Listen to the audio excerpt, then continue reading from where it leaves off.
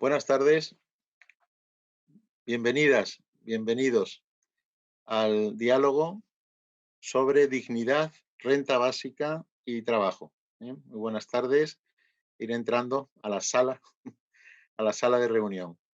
Eh, Me permito informarles, soy Carlos Jiménez, miembro de Futuro Alternativo, que es la organización encargada y promotora de este diálogo. Eh, Antes que nada quisiera decirles de que Futuro Alternativo somos un grupo de personas vinculadas a organizaciones y a entidades de muy diverso tipo. Estas entidades son la Alianza por la Solidaridad, ATAC, la Comisión Española de Ayuda al Refugiado, Demos Paz, el Instituto Demos Paz de la Universidad Autónoma, Economistas sin Fronteras, el Foro de Transiciones, el Instituto de Estudios de la Tierra, la Plataforma por la Democracia Económica y la Plataforma por un Nuevo Modelo Energético. Eh, Nuestra premisa, enfoque, compromiso se puede sintetizar brevemente diciendo que vivimos un cambio de ciclo histórico que demanda la redefinición de paradigmas desde la transversalidad, demanda nuevos relatos, propuestas de cambio global, porque sin ese bagaje será imposible superar los intereses e imaginarios que nos empujan a una crisis de carácter civilizatorio. Esto es lo que nos ha llevado a unirnos como otros grupos con los que estamos hermanados y en alianza. Así, frente a las lógicas basadas en el crecimiento ilimitado de la acumulación de capital y del consumo, en un planeta finito, postulamos poner en el centro de todo el cuidado de la vida y la dignidad de todas las personas. Y llamamos a formular colectivamente transiciones hacia sociedades más sencillas, justas e integradoras con la naturaleza. Vamos a explicar brevemente en qué va a consistir la sesión. Entre las actividades de Futuro Alternativo hay dos grandes líneas. Una es la publicación, el debate y la publicación de textos. Ya se han publicado algunos, por ejemplo, por nuestro colega Fernando Prats, sobre la pandemia y poner a la vida en el centro. Otro de nuestro colega Ignacio Muro sobre el tema del trabajo, que dio origen al anterior diálogo. Y el más reciente de Juan Antonio Jimeno, precisamente sobre la renta básica, que nos va a unir hoy en conversación. Así que normalmente discutimos, hablamos, reflexionamos, vamos publicando una serie de artículos en contexto. El último, el de Juan, fue para el 22 de octubre pasado y nos va a dar el tema, la temática para hoy. El anterior diálogo, el primero, fue sobre el mundo del trabajo con una serie de personas. Les citamos para hoy y bueno, aquí estamos con el diálogo número 2, ahora ya centrado en la renta básica en conexión con la dignidad humana y, de nuevo, con el mundo del trabajo y las transformaciones. Al igual que el anterior, la metodología será la misma, es una conversación pública con círculos que se van abriendo. Al principio voy a dar ahora la palabra a nuestros tres invitados principales. Después de esas primeras intervenciones de 7, 8, 10 minutos, escucharemos dos comentarios, dos contrastes, otros añadidos por otras dos colegas, otras dos invitadas en fila cero, y iremos a un tercer círculo, una amplitud ya de conversación abierta para la que vosotras podéis participar vía chat con alguna inquietud, alguna pregunta, algún comentario, alguna objeción, o también por preguntas a través del código QR que está abierto. ¿De acuerdo?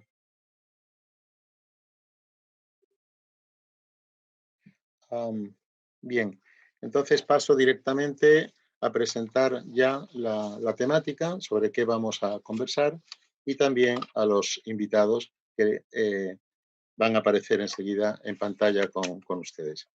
Adelante. Bueno, la centro del debate está en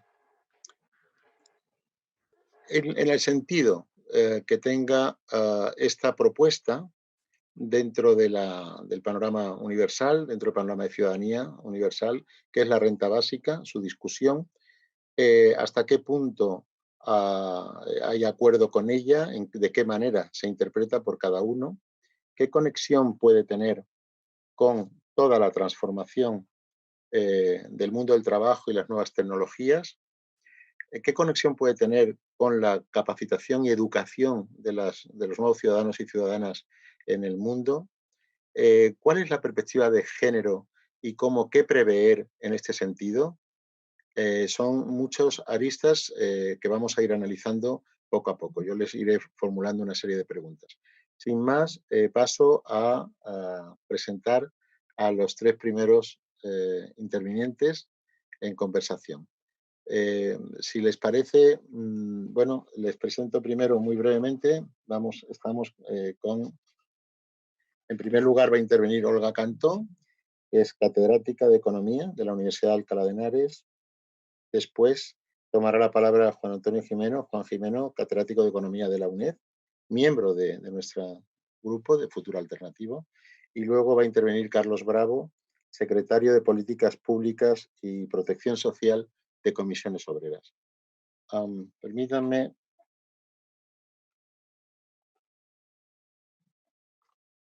El caso de Olga Cantó quisiera resaltar que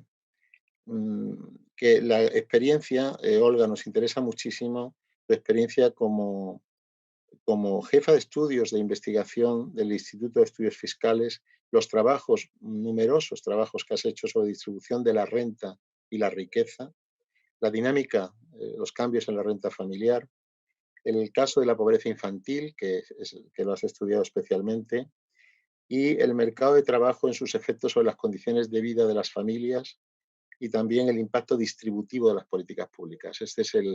Hay parte del enorme bagaje que tienes y que nos interesa muchísimo cómo consideras este tema. Vamos a comenzar entonces la conversación. Olga, por favor. Muy bien, muy buenas tardes a todos. Muchas gracias por tus palabras, Carlos, por la presentación. Pues efectivamente yo he trabajado pues, los últimos 25 años de mi vida desde la tesis doctoral precisamente en todo lo que tiene que ver con desigualdad, movilidad de rentas, pobreza infantil. Y bueno, en estos minutos voy a tratar de resumir un poco cuál sería mi posicionamiento respecto de lo que has comentado ahora, tanto de la transición a una sociedad más sencilla que has apuntado, mi posición respecto a renta básica frente a modificaciones de nuestro actual estado del bienestar y un poco mercado de trabajo. Lo voy a mezclar un poco porque realmente para mí iría, digamos, quizá incluso dignidad y mercado de trabajo juntos y después renta básica, ¿no? Quizá. Bueno, esencialmente yo creo que el cambio que tenemos que impulsar, si se quiere, dentro de las sociedades desarrolladas, ricas, ¿no? Que es en donde nos situamos en el contexto español, es efectivamente hacia unos cambios paulatinos donde se valore específicamente los bienes públicos y los bienes comunes, ¿no? Yo creo que, de hecho, la pandemia subraya en concreto el problema que surge en las sociedades capitalistas a medida que lo que sucede es que el valor social de las cosas no es el mismo que el valor de demanda y oferta, ¿no? Es decir, el precio, ¿verdad? Es decir, hay una gran discusión histórica en los fundamentos del análisis económico de los economistas más prestigiosos de hace 2 siglos, porque la economía es una ciencia social reciente, digamos, una ciencia reciente. Pues en los últimos 2 siglos, seguramente, incluso más allá, se ha discutido específicamente de cuál era el valor y la relación del valor con el precio, ¿no? Hay muchos estudiosos de este tema y claramente nuestras sociedades han dejado de lado el valor social y han impulsado mucho más el valor económico de las cosas a partir de los precios, ¿no? Y de los salarios que se retribuyen a determinadas actividades laborales frente a otras, ¿no? Y yo creo que la pandemia ha dejado ver, en particular, que esto es un problema, ¿no? Que es un problema que el valor social se separe del precio y de la retribución salarial, ¿no? Y por lo tanto que alguien que, no sé, esté de jefe de una UCI, tenga un salario que claramente está muy por debajo de lo que sería un salario de un corredor de bolsa, por poner dos ejemplos un poco extremos, ¿no? O una trabajadora social, ¿no? Que se dice en femenino porque son mayoría, y son muy importantes para el funcionamiento social, ¿no? Toda la economía de los cuidados es clave para desarrollar el sistema en el que vivimos, ¿no? Y yo creo que en la parte de dignidad y de mercado de trabajo tenemos que buscar, seguramente a través de la intervención, no tanto del Estado como de todos los organismos sociales, instituciones sociales, todo lo que tiene que ver con las relaciones humanas que tratan de impulsar los cambios sociales, no estrictamente el Estado, pero también, por supuesto, es acercarnos al valor social de las cosas, ¿no? Y para eso hay muchas políticas que hacer seguramente dentro del mercado de trabajo. No puedo concretar en tan poco tiempo, pero creo que esa es la vía que tenemos que tomar, tratar de acercarnos al valor real de los bienes comunes y los bienes públicos, ¿no? La desigualdad en sí misma es un bien público. Todo el mundo o gran parte de la población seguramente estaría de acuerdo con que hubiera menos desigualdad porque genera muchos problemas sociales que seguramente nadie quiere sufrir, pero digamos que uno quiere ser un free rider, es decir, no contribuir a ella, ¿no? Es decir, no contribuir a partir de los impuestos o no contribuir a través de nuestros esfuerzos, digamos, diarios. Por lo tanto, de nuevo es un concepto de bien público, ¿no? Que todos queremos tener en mayor cantidad de lo que realmente produce el mercado competitivo, digamos, ¿no? En ese sentido, yo creo que por la parte de la dignidad del mercado de trabajo tenemos que ir en ese sentido. Todo tipo de políticas y todo tipo de valoraciones de nuestras sociedades tienen que tratar de incorporar el valor de los bienes comunes.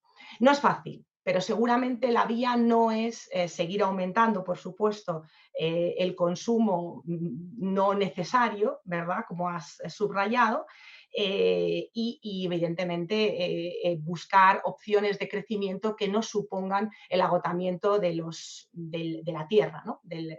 Yo sé poco de economía ambiental, pero está muy claro que el crecimiento sostenido alto es imposible.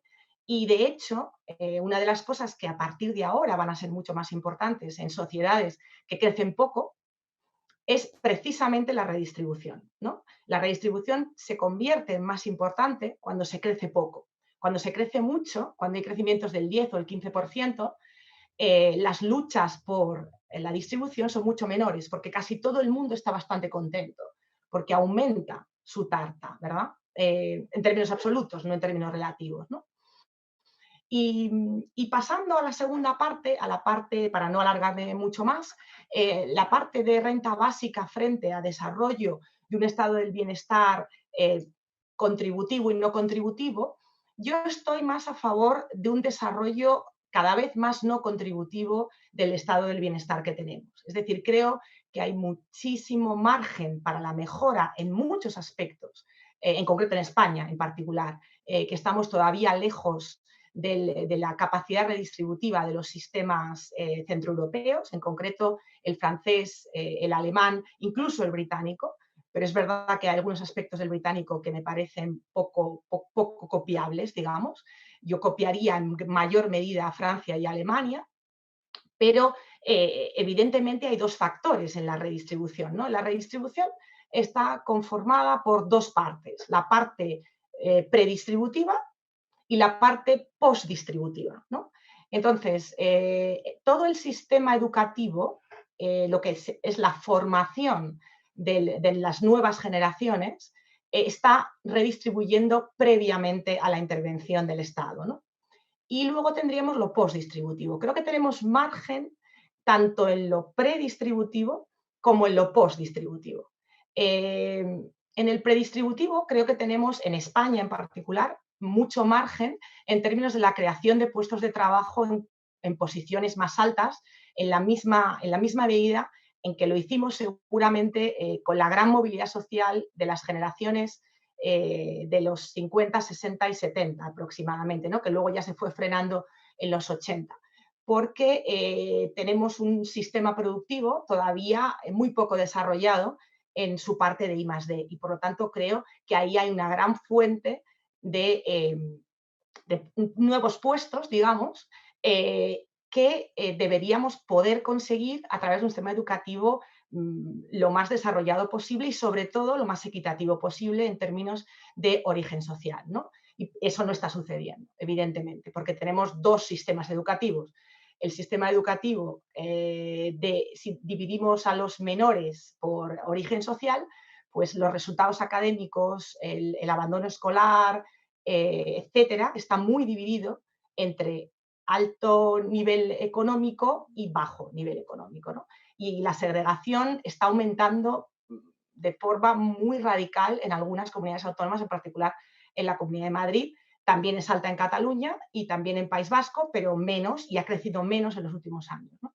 Entonces, esa es la primera parte. La segunda parte, en la parte postdistributiva, es decir, la intervención económica del Estado, yo creo que tenemos margen, uno, en tipos efectivos medios, en varios impuestos, por supuesto en el impuesto de sociedades, pero también en el IRPF, creo que tenemos posibilidades de ampliación de las bases, no solamente de progresividad, que también puede ser, sobre todo en riqueza, diría yo, más que en renta, pero yo diría que hay que ampliar las bases, es decir, hay que tener más recaudación. Porque tenemos unos niveles de exención, digamos, demasiado altos, demasiadas deducciones que reducen el tipo efectivo y hacen que la recaudación sea del orden de 5 o 6 puntos menor anualmente que el resto de Europa. Eso supone unos 70.000 millones anuales, que es mucho dinero, ¿vale? 70.000 millones de euros. Y después, en términos de hacia dónde se tiene que desarrollar, además, por tanto, no solo la parte impositiva, sino la parte de prestaciones, yo creo que es clave que las prestaciones se desarrollen hacia lo no contributivo, es decir, que aumentemos el peso de las prestaciones no contributivas en el sistema y que, sobre todo, nos focalicemos sobre las familias jóvenes con hijos, donde todos los miembros son menores de 40, donde vemos que nuestro sistema es especialmente flojo, porque exige unas cotizaciones sociales previas y eso hace que una gran parte de esa población no tenga acceso a esas prestaciones. Creo que tenemos mucho margen de mejora ahí todavía y en ese sentido creo que podríamos realmente avanzar mucho la capacidad redistributiva del sistema impulsando prestaciones focalizadas en los grupos de, como digo, como ejemplo, podría decir que se beneficiaran los hogares con todos sus miembros menores de 40 años. Esa sería, yo creo que una vía económica clave. Y ya simplemente un detalle para terminar, creo que otra de las políticas clave es la política de vivienda. Es decir, la vivienda es un bien clave para la emancipación y para la fecundidad. Y por lo tanto, nuestro sistema, con tan pocas prestaciones familiares, no apoya en ninguna medida la posibilidad de emancipación y de fecundidad. Y creo que unas políticas de viviendas sociales bien pensadas, no guetos sociales, por supuesto, sino distribuidas en nuestras ciudades de forma, digamos, no segregada, creo que es una política clave, aunque sean por alquiler, porque no tienen por qué ser en propiedad en una primera fase de la vida de emancipación, digamos. Creo que esa es otra de las políticas clave. Por supuesto, la mejora tanto de sanidad y educación también es muy importante para los jóvenes, pero digamos que ahí estamos en mejor posición. Yo creo que en vivienda estamos muy atrasados en el contexto europeo y esas serían un poco mi resumen de recomendaciones de desarrollo de nuestro sistema. Gracias. No sé si me he alargado excesivamente.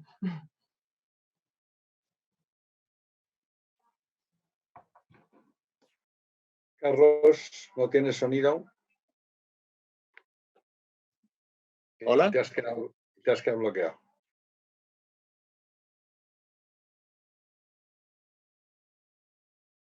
Bueno, parece que Carlos tiene problemas de conexión. porque no te mueves y no te oyes.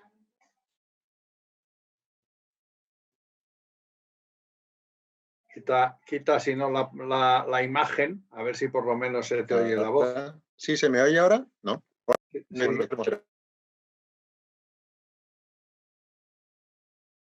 No se te oye. Sí, ¿hola? ¿Ahora sí? Ahora sí, ahora te oímos, sí. Ahora sí, disculpar, sí. ¿Me oís? ¿Me oís? Sí. Perfecto. No, Olga, te decía que en absoluto, que un par de minutillos, que muy bien, no te podíamos cortar porque ha sido muy densa, ¿no? Bueno, pues partiendo de la distinción de valor y precio que nos recordaba mucho al gran Machado, ¿no? Solo el necio confunde valor y precio, ¿no? Decía Machado. Y bueno, pues te has centrado absolutamente en la categoría de redistribución. Vamos a ver ahora el enfoque de Juan en una segunda intervención. Muchas gracias, Olga. Está muy bien abierto todo este llamada al margen que hay políticas posibles en el pre y en la post redistribución. Bueno, paso la palabra a mi colega de Futuro Alternativo, Juan Antonio Jimeno, catedrático de Economía de la UNED, de la que fue rector, ni más ni menos, miembro, como he dicho antes, de la organización y de Economistas Sin Fronteras y de la Plataforma por la Justicia Fiscal. Juan. Hemos perdido otra vez.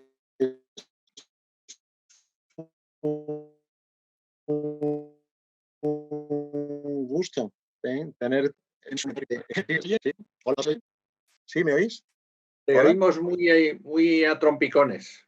Bueno, cosas de. Sí. De la conexión. No, si no está bien. Sí, la próxima, si no, prueba a quitar la cámara a ver si así te entra mejor el sonido. Si te parece, ¿me oís empiezo. ahora? ¿Me oís sin cámara? Sí, vale, perfecto. Perfecto, Juan. Empieza tú. Adelante, adelante, Juan. De acuerdo. Pues muchas gracias.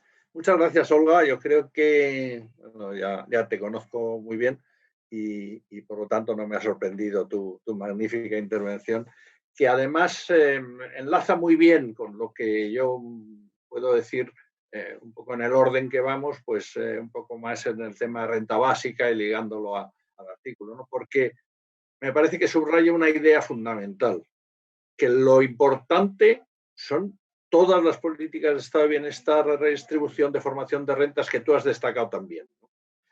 Que de alguna forma la renta básica es una parte muy pequeña de todo el proceso de redistribución, que afecta solo a posteriori, que precisamente, cojo donde tú empujabas un poco las prestaciones de corrección de la distribución en el aspecto de las prestaciones no contributivas, ¿no? Porque la renta básica, perdón, en el fondo solo pretende racionalizar las prestaciones no contributivas que la experiencia está demostrando que no funciona.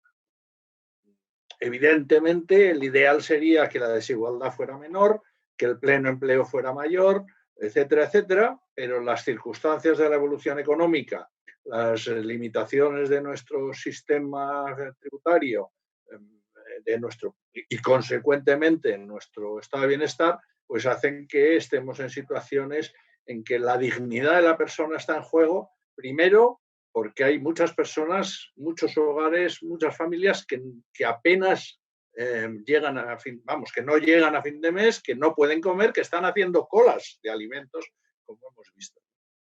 Y la dignidad está en peligro también en el mercado de trabajo, de esto como Carlos nos hablará más, donde pues esta revolución tecnológica de hecho lo que está llevando es a desigualdad crecientes también en el mercado de trabajo, o primero en el mercado de trabajo y luego ya en la renta de los hogares, porque junto a empleos cualificados, estables, etcétera, pues estamos teniendo unos empleos basura, precarios, que ya desde hace años no garantizan salir de la pobreza, ¿no? Quiero decir que incluso el trabajo ya no es alternativa a las prestaciones asistenciales que muchos trabajadores necesitan porque el mercado de trabajo no les garantiza salir de la pobreza.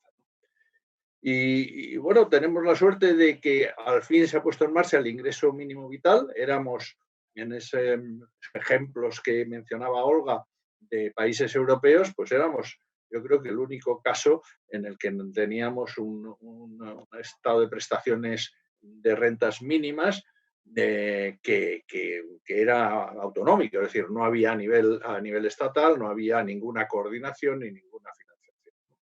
Entonces, ¿qué ventajas nos trae el ingreso mínimo vital? Pues de alguna forma que ese consenso social que existía, ¿no? Todas las encuestas salen más del 80 hasta el 90% de apoyo a garantizar una renta mínima a quienes lo necesitan, pues se ha hecho ley y aunque hubo sus debates en la prensa y su relativa demagogia, a la hora de la verdad nadie se atrevió a votar en contra, porque es un auténtico clamor social que esta renta era necesaria. Pero también nos ha demostrado que el programa de las rentas mínimas condicionadas no funciona. No funcionan porque, bueno, ahora lo estamos viendo, la burocracia que llevan detrás es tremenda, es un coste tremendo para la administración, es un coste tremendo para los posibles beneficiarios y luego que todos los programas de rentas mínimas condicionadas dejan fuera a muchísima gente. Y entre otras cosas por un tema de dignidad, ¿no? Hace unos años, Graciela, que nos acompaña y que está ahí en la fila cero, pues publicaba una encuesta que mostraba que creo que era un 22% que ni siquiera la pedían, las rentas mínimas, por dignidad, por no ser estigmatizados como pobres, como por no tener que demostrar que son pobres él, toda su familia, etc. Entonces esto es importante. Y además es importante que en todos los estudios pues muestran que, por ejemplo, en los programas de rentas mínimas, quizás salvo País Vasco y Navarra, pero en los demás las cifras son escalofriantes. Es que fácil no llegan ni al 10% de los posibles beneficiarios las rentas mínimas correspondientes. Y además es que llegan tarde. O sea, ahora, por ejemplo, se aprobó el ingreso mínimo vital precisamente porque la crisis de la pandemia había provocado el que mucha gente que estaba en una situación relativamente satisfactoria en términos materiales, pues de repente se vio en una necesidad muy grave, ¿no? Entonces, lo lógico habría sido una respuesta rápida y lo fue legalmente, pero no lo ha sido en sus efectos. ¿Por qué? Porque la medida elegida tiene muchos problemas para plasmarse con rapidez. Como solemos decir, al hablar de la renta básica, las rentas mínimas son un colchón que pone el sistema cuando fallan pues todo lo que ha citado Olga, ¿no? Tanto el control en la reducción de desigualdad en el mercado de trabajo como después las políticas correctoras tanto en inversión en capital humano como en tributos, etc. Entonces, ese colchón, lo lógico es ponerlo antes, no después. Y por supuesto, ahí coincido con Olga, en ningún caso a costa de los otros programas, que son tan importantes o más que la renta básica o que las rentas mínimas, ¿no?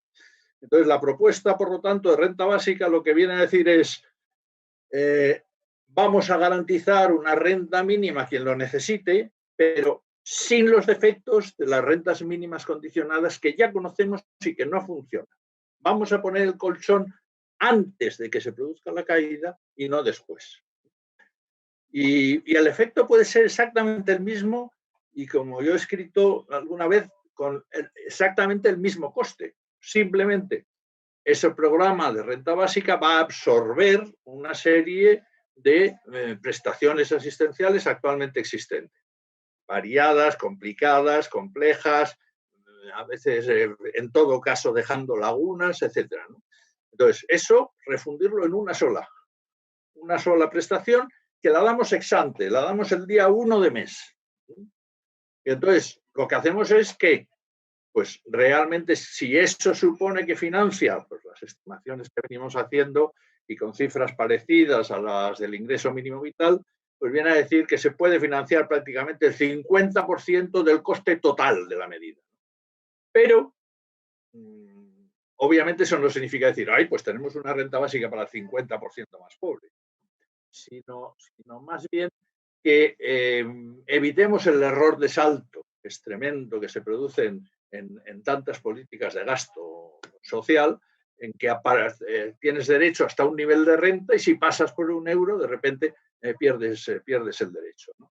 Hagamos una cosa progresiva y entonces hagamos a través del sistema tributario que simultáneamente está a través de las retenciones quitando recursos, pues hagamos, comillas, devolver esa renta básica que usted no necesita, vaya devolviéndola. Que usted está en niveles medios de renta, pues devuelva una parte, que está en niveles altos de renta, pues devuelva toda o incluso más, porque daríamos algunos privilegios y beneficios fiscales que hay en el impuesto sobre la renta, pues significa que, bueno, como también señalaba Olga, ¿no? En todos los debates de la economía, ya lo decía David Ricardo, pues hay detrás un debate sobre distribución de la renta, ¿no? O sea, que estamos realmente hablando de esto, ¿no? De transferir algo de los ricos en favor de los más necesitados, ¿no?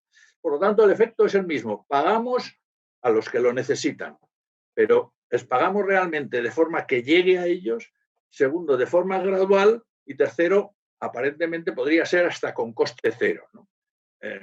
Efectivamente, el problema está en que al hacerlo a través de impuestos sobre la renta, pues trasladaría los problemas que decía Olga. Tenemos un sistema tributario injusto, tenemos un sistema tributario que está muy por debajo de recaudación de la media europea y por lo tanto necesitamos una reforma fiscal en paralelo, ¿no? Necesitaríamos no subir los impuestos, sino recaudar de aquellos que no pagan lo que deben en términos relativos, ¿no? Rentas financieras o las lagunas que decía Olga en su intervención, ¿no?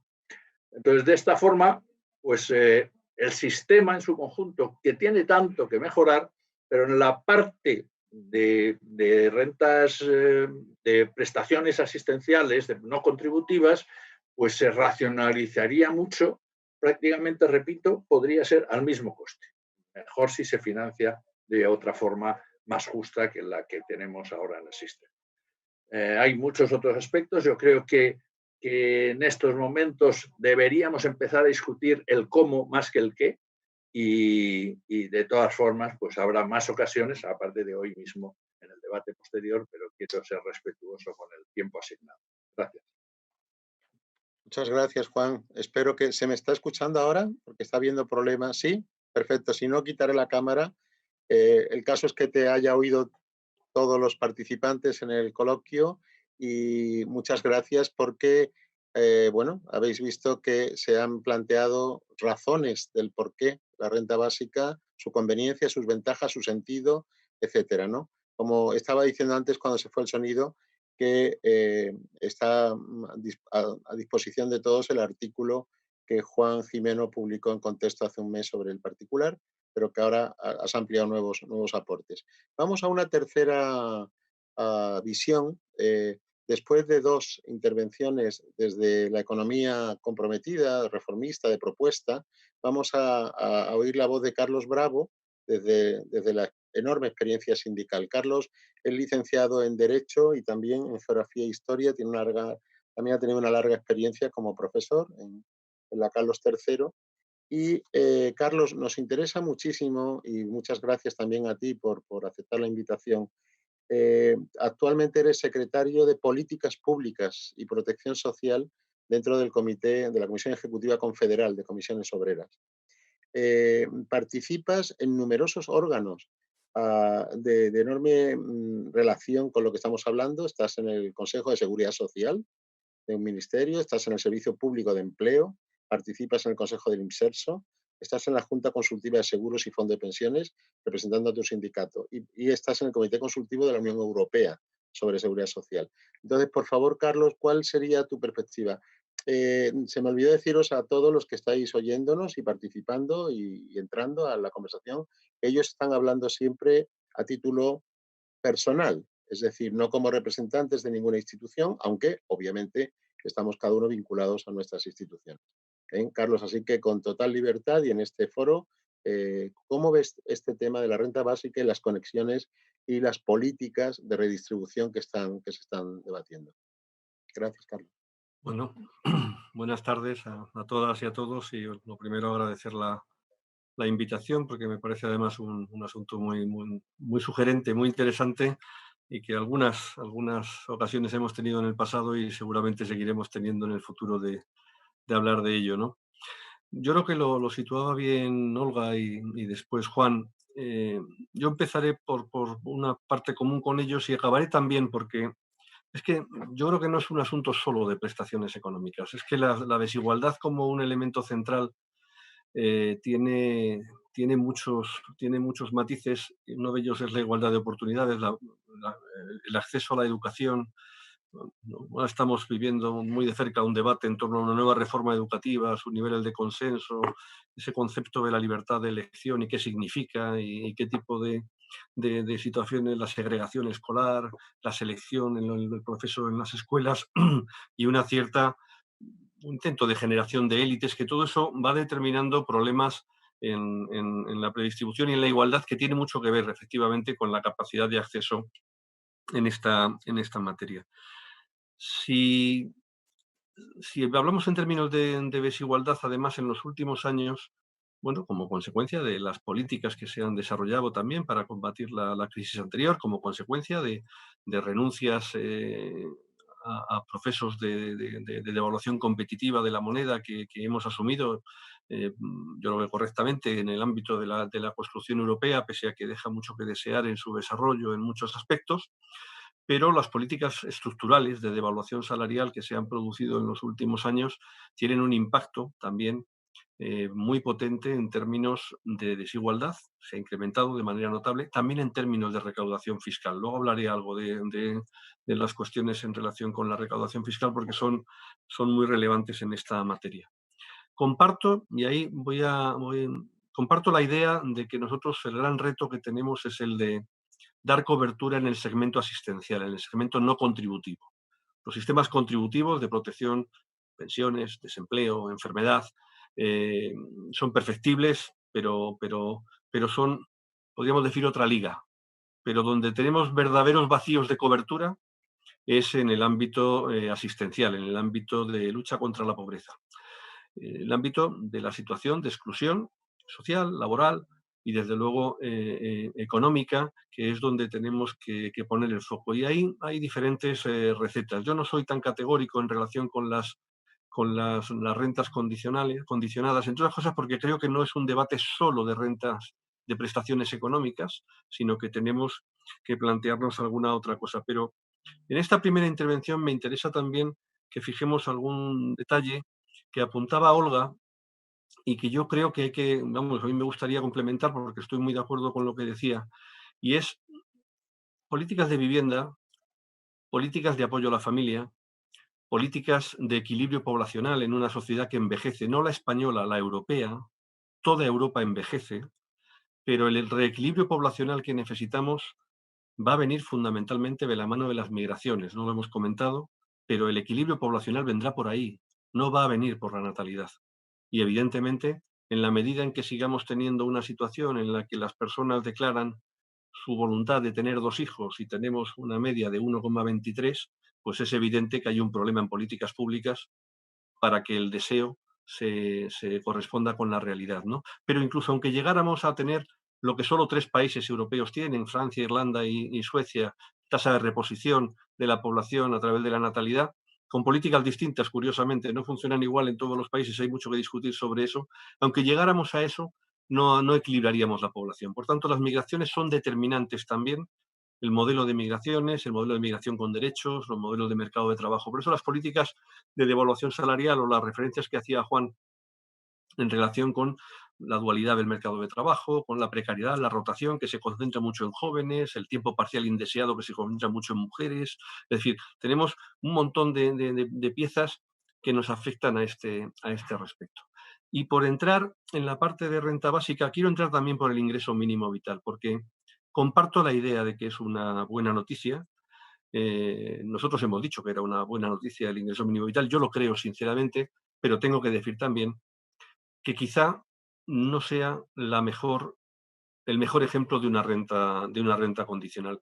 Creo sinceramente que el ingreso mínimo vital tiene algunos pecados originales, tiene una gran virtud, y es que se intenta establecer una renta mínima en el conjunto del Estado en condiciones razonablemente iguales y, por tanto, como un elemento de cohesión social en el conjunto del territorio que creo que es positiva.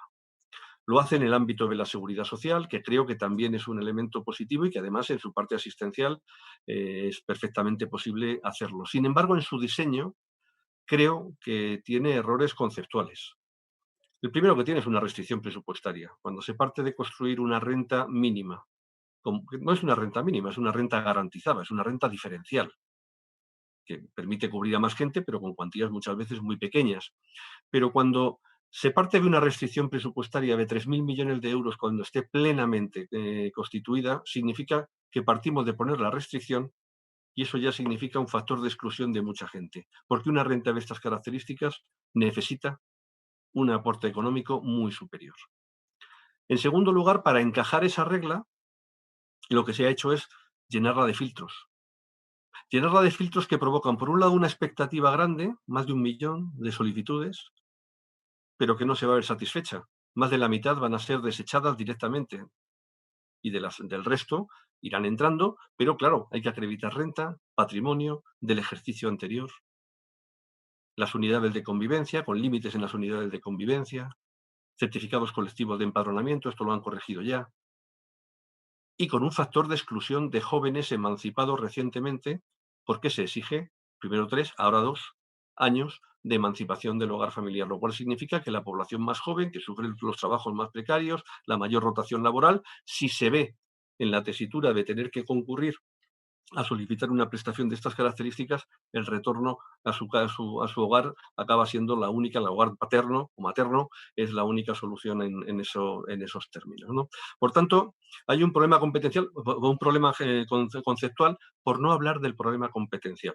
En mi opinión, el ingreso mínimo vital, siendo una prestación, insisto, digna de elogio, no tengo nada claro que su diseño final, dentro de 2, 3, 4 años, cuando el Tribunal Constitucional resuelva el recurso que ha planteado la Generalitat de Cataluña, mantenga una configuración como la que tiene ahora. Y si no la tiene y acaba como pudiera ser, en una configuración similar a la de las pensiones no contributivas, que son pensiones de la Seguridad Social, que están gestionadas desde las comunidades autónomas y donde tenemos un problema muy serio, porque el nivel de gestión y de éxito en la gestión de la concesión de las pensiones no contributivas, prestación de seguridad social, es manifiestamente mejorable. En algunas comunidades autónomas se tarda 1 año en poder acceder a ellas.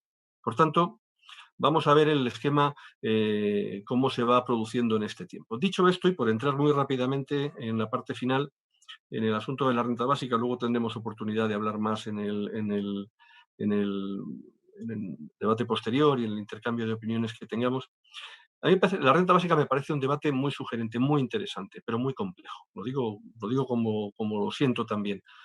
Es fácil denunciar, comparto lo que decía Juan, es decir, la idea de la incondicionalidad, el automatismo previo a la necesidad, la mínima gestión, la compatibilidad con otros ingresos, elementos no estigmatizadores son virtudes de un concepto de renta básica, pero la renta básica yo no creo que sea tan fácilmente financiable. Me parece que en términos de financiación exige elementos mucho más ambiciosos y que supone una asunción de un criterio para el que la sociedad tiene que estar preparada y asumida, y es el de una transferencia inmensa de renta, no entre los más ricos y los más pobres, sino entre, digamos, por decirlo de manera grosera o con brocha muy gorda, entre la mitad de la población hacia la otra mitad, o entre la mediana, la parte superior de la mediana a la parte inferior de la mediana. Hay una transferencia de renta necesaria en un sistema de esas características, incluso dentro de las clases medias. A mí no me parece un debate que no se pueda dar, al contrario, me parece de interés,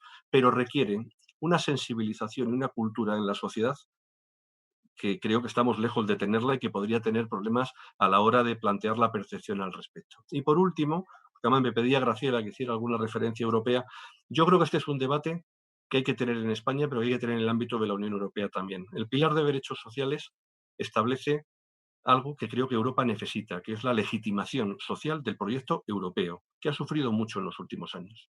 Ha sufrido mucho por la falta de respuesta adecuada a situaciones muy duras que estamos viviendo en el continente. y además sobre un proceso de renacionalización de muchas cuestiones. Yo creo que el Pilar Europeo de Derechos Sociales abre la puerta en dos materias concretas que enlazan muy bien con lo que estamos diciendo aquí, que es la protección por desempleo por un lado y por otro lado las rentas mínimas, la idea de rentas mínimas, rentas garantizadas, discutamos del modelo, si es renta básica, y creo que en el ámbito europeo es un ámbito en el que se puede dar complementario con el principio de subsidiariedad, con las políticas nacionales, una respuesta adecuada al respecto. Lo dejo aquí, tiempo tenemos después de volver. Carlos. Sí, efectivamente, Carlos. Hay tiempo para una segunda intervención y tercera. Estoy viendo los rostros tanto de Olga como de Juan y en ellos se ve que inmediatamente entrarían a matices. Lo vamos a hacer, pero antes vamos a, y pido por favor que enciendan sus cámaras, las dos invitadas. Vamos a contar en primer lugar, con Graciela Malgesini, de la Red Europea de Lucha contra la Pobreza, y también con Carmen Magallón, de la Liga Internacional de Mujeres por la Paz y la Libertad. Bueno, antes de presentaros, solamente felicitar, supongo que es así el criterio general. Magníficas intervenciones, muchas gracias por ceñiros a los tiempos y el debate y la reflexión está sembrada. Ha habido muchos énfasis diferenciados, ha habido pros y contras, ha habido mucho matiz. Se ha hablado del ingreso mínimo vital, también de la renta básica, pero también en el contexto de las vías de redistribución. Quizá las dos palabras que ha dicho Juan nos están situando los ejes que ahora hay que ir trabajando. ¿Qué y cómo? El qué es la vía, esta es la vía, cuál es la vía adecuada y cómo, en cualquier caso, cómo se puede hacer dada la complejidad que ha manifestado ahora mismo Carlos. Muchas gracias a los tres y paso a presentaros brevemente a nuestra primera invitada en fila cero, mi querida amiga Graciela Malgesini. Hola Graciela, buenas tardes. Gracias también por acceder a la invitación de Futuro Alternativo. Graciela es doctora en Historia Económica y lleva más de 30 años dedicada a la investigación social aplicada.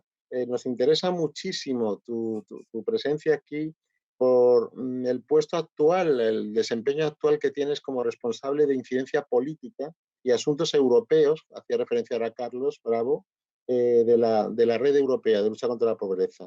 Has trabajado a fondo las rentas mínimas en España desde 2014 y también en la Unión Europea y eres la autora del informe de la Comisión Europea. Te conocemos hace tiempo como consultora de varias entidades, has trabajado mucho las buenas prácticas, la vulnerabilidad y bueno, Graciela, por todo ello, tu criterio, tu visión interesa. ¿Qué te han parecido las intervenciones de los colegas? ¿Qué quieres añadir? ¿Qué aportas en esta conversación? Muchas gracias, Graciela. Muchas gracias, Carlos. Buenas tardes a todos y a todas y gracias por la oportunidad de compartir estos momentos en este debate tan interesante y tan necesario.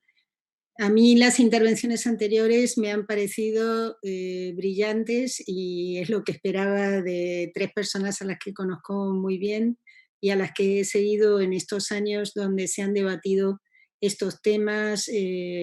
Los estamos desarrollando en distintas situaciones, en plena crisis económica, en la situación previa a la pandemia y en la pandemia. Entonces, yo creo que digamos, estos elementos también han ido marcando un poco cómo hemos cambiado nuestra perspectiva sobre los temas, en cierto modo, y en este sentido recuerdo debates con Carlos Bravo a propósito de una propuesta de ley apoyada por los sindicatos a través de una ILP y que llegó al Congreso y bueno, y este debate hoy parece lejano, ¿verdad? Y yo creo que escuchando las cuestiones que se han planteado anteriormente, me gustaría destacar algunos elementos que creo que van quedando claros, por lo menos por mi parte, ¿no? En primer lugar, que el problema de la pobreza y exclusión, que afecta al 25% de la población residente en España, no está ni mucho menos que resuelto a través de las rentas condicionadas. Y que de acuerdo a las características que tiene el ingreso mínimo vital, a pesar de que es un dato positivo y un hito histórico, sobre todo en el contexto de la pandemia, no nos tiene que hacer perder el hecho de que no cumple con los 3 criterios fundamentales que tienen que tener un ingreso garantizado. Y es que sea adecuado, que sea accesible y que sea capacitador de una vida personal digna. Estos 3 criterios los recoge el Parlamento Europeo y lo recoge, por ejemplo, la propuesta de la presidencia alemana hacia un marco europeo de una renta mínima. Entonces, la adecuación, leyendo el artículo de Juan, evidentemente con 462 euros para una persona que además tiene que vivir en una vivienda, es evidentemente inadecuado. No se puede vivir en España con 462 euros. Y si gana 463 ya queda fuera. Por lo tanto, no cumple con ese criterio de accesibilidad que es uno de los que mencionaba, ¿no? Y el tercero es que esas cuantías y la burocracia que implica esta gestión, la demostración, la prueba de pobreza, ¿no?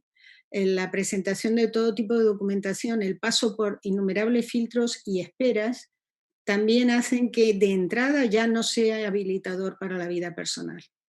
Además, agregamos el problema competencial que mencionó Carlos, que realmente puede convertirse en un elemento altamente distorsionador de este instrumento, porque ahora mismo estamos en el traspaso de la gestión, el decreto de conexión o los distintos mecanismos por los cuales se va a establecer cómo se enganchan las comunidades autónomas al ingreso mínimo vital y cómo se hacen o no compatibles con las rentas mínimas de las comunidades autónomas que ya existen.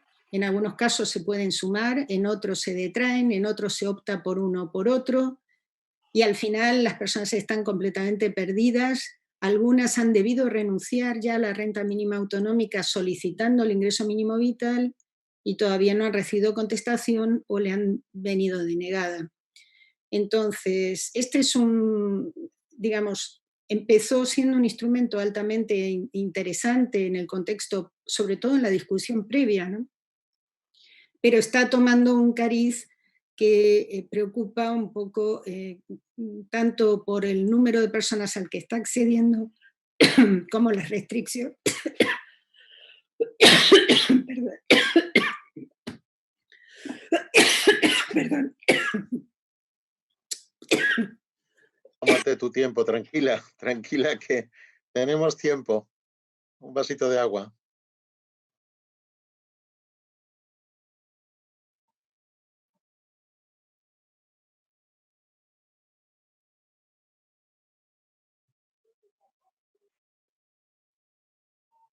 Pues eso es. Ahora. A ver, creo que no puedo. No puedes, tranquila, si quieres, Graciela, ahora vuelves a intervenir en cuanto te recuperes. Seguimos conversando, no hay problema, ¿eh? Es una conversación. Es que como si estuviéramos todos sentados Bueno, tranquila, voy a pasar, vamos a continuar, Graciela, y luego enseguida, en cuanto un hilo discursivo fascinante, pero no lo olvides, retómalo enseguida, ¿vale?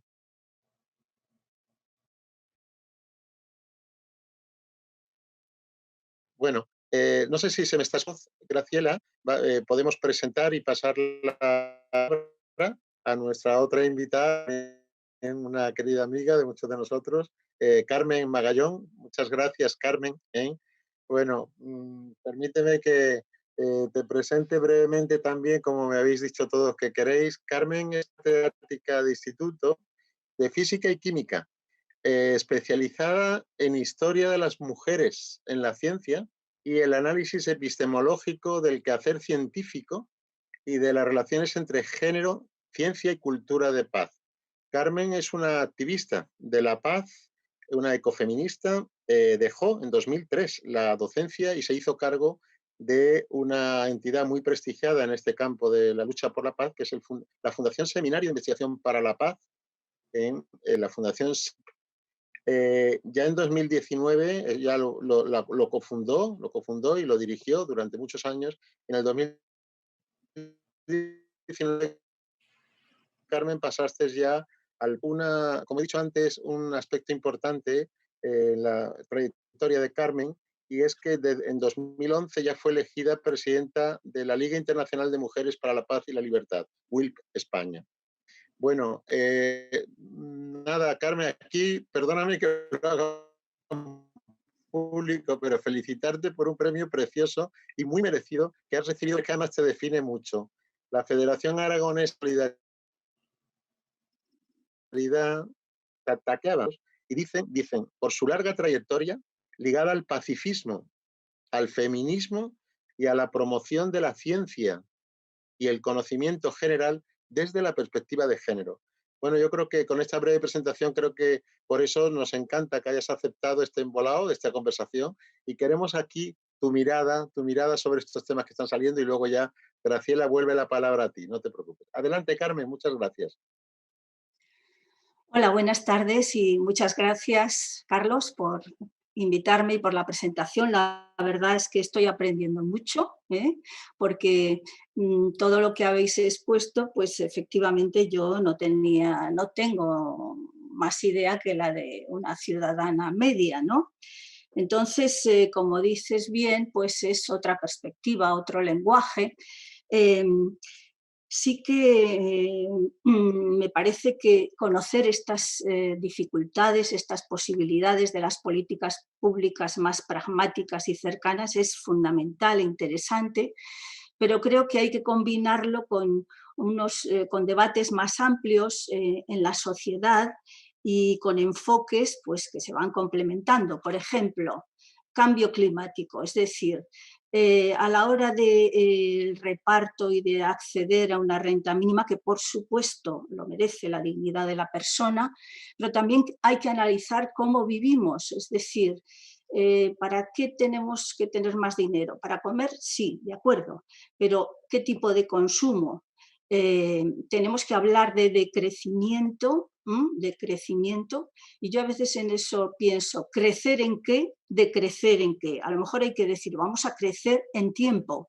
Y esto me remite pues, a los debates que ya desde los años 90 hemos tenido dentro del feminismo, ecofeminismo, el pacifismo, la revista En Pie de Paz, etcétera, cuando decíamos las mujeres tenemos hambre de tiempo. Es decir, la vida tiene muchas facetas. Entonces, el tiempo, el cuidado que mencionabas, Carlos, ¿no? Poner el cuidado en el centro. Y en ese sentido, pues también decimos que hay que... Imagen, sin el sonido. No sé ustedes... adelante. ¿Se oye? ¿Sí? Sí. Hay que... Se te oye un poco entrecortado a veces. ¿Ah, sí? No, se oye bien. ¿Se oye bien? Podemos probar... Se oye bien, ¿eh? No. Se oye Sí, bien, se oye es bien. que el que te Vale. entrecortas eres tú. El que te entrecortas eres Adelante, tú. Carmen. Bueno, la cuestión del cuidado. Esto las economistas feministas, Cristina Carrasco, Amaya Pérez Orozco, etcétera, tienen bien planteado que hay que incorporar el trabajo de cuidado dentro de los cómputos de la economía general, porque es que digamos que el trabajo de cuidado invisibilizado y en su mayor medida en manos de las mujeres, pues se está aprovechando el sistema de ese trabajo de cuidado como una externalidad que dice Cristina Carrasco, o lo mismo que el abuso de la naturaleza. Entonces, estas cuestiones son importantes porque a las mujeres, y eso lo hemos escrito también, se les está extrayendo una plusvalía afectiva, Entonces hay que ampliar un poco el marco. Vamos a repartir el trabajo, pero todo el trabajo, que eso ya lo decía André Gorz y hace muchísimo tiempo, entonces el trabajo tiene que tener en cuenta toda esa tarea de cuidado. Y en ese sentido, pues aquí se mezclan muchas cosas, porque en momentos de crisis, pues se habla de conciliación, no, corresponsabilidad. trabajar menos, y eso lo pregunto a los economistas, ¿por qué no podemos trabajar menos y trabajar todos, repartiendo todo el trabajo? O sea, no solo el empleo, sino el trabajo de cuidado.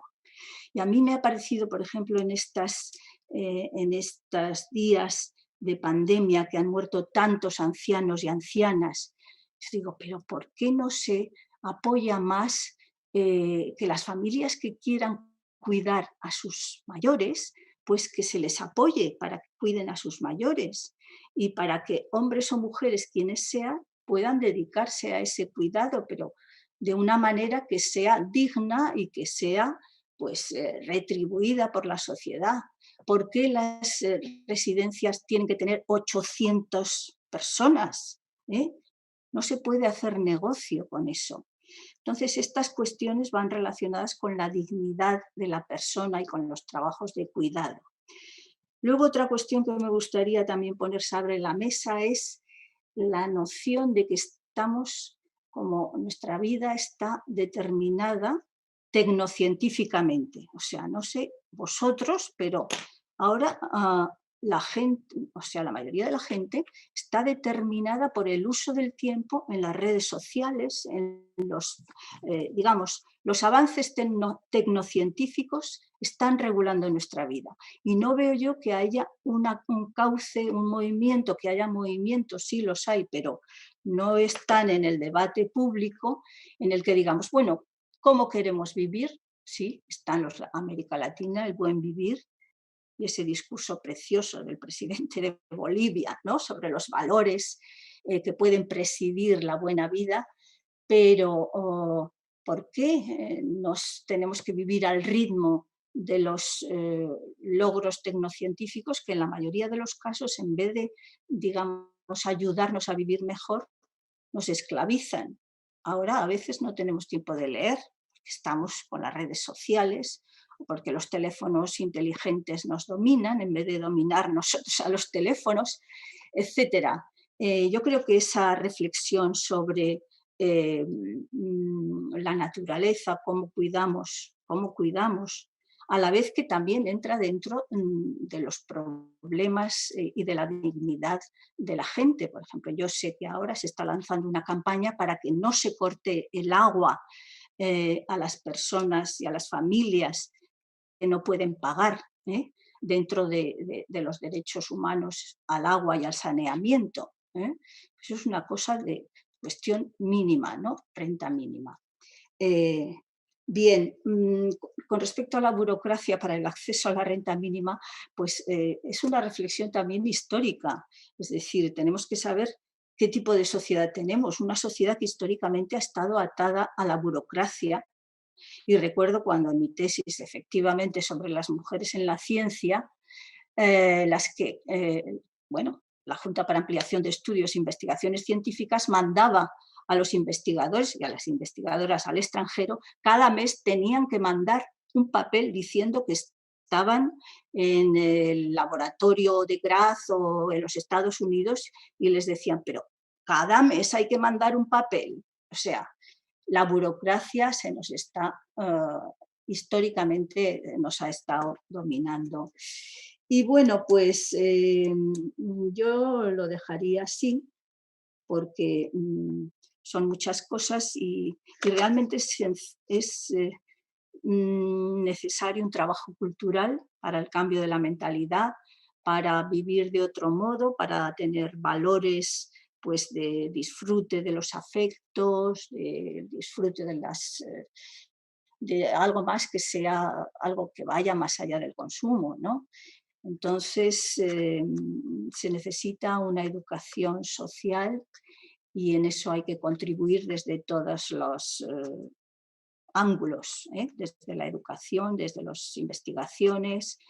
La economía es importante, pero no puede ocuparlo todo. La economía no puede regir todo. La acumulación de capital no es la clave. La dignidad es que cada persona seamos un fin por nosotros mismos y no por lo que aportamos a la acumulación del capital. Ya está. Fenomenal, Carmen. Gracias. No sé si ustedes me escuchan ahora. Soy yo el que está teniendo desgraciadamente, problemas de conexión muy débil y lo siento mucho. No sabe uno si pedir disculpas. Se te oye bien ahora. Se oye bien, pues muchas gracias. Bueno, antes de hacer un cruce de diálogo ya, de conversación, de qué os ha parecido a cada una lo que las demás han comentado, vamos a pasar la palabra a Graciela. Graciela, para que, no sé si ya está recuperada la voz, Parece que lo he logrado. Adelante. Adelante. Perdonad. Bueno, yo estaba hablando de la preocupación, ¿no?, que nos genera la evolución del ingreso mínimo vital y la gestión que puede hacerse desde las comunidades autónomas, los problemas competenciales, la posibilidad de que se genere mayor desigualdad, es decir, que se vuelva al punto de partida y no se cumpla la misión inicial, que era la de tener un ingreso de carácter estatal que garantizara derechos a todas las personas con independencia de donde vivieran, ¿no? Otro de los temas que está relacionado con esto es que muchísima gente se está quedando fuera, y esa gente se queda fuera no solo porque no entra en el filtro, sino porque también sufre un filtro previo, que es la brecha digital, que es el mecanismo por el cual se accede al recurso.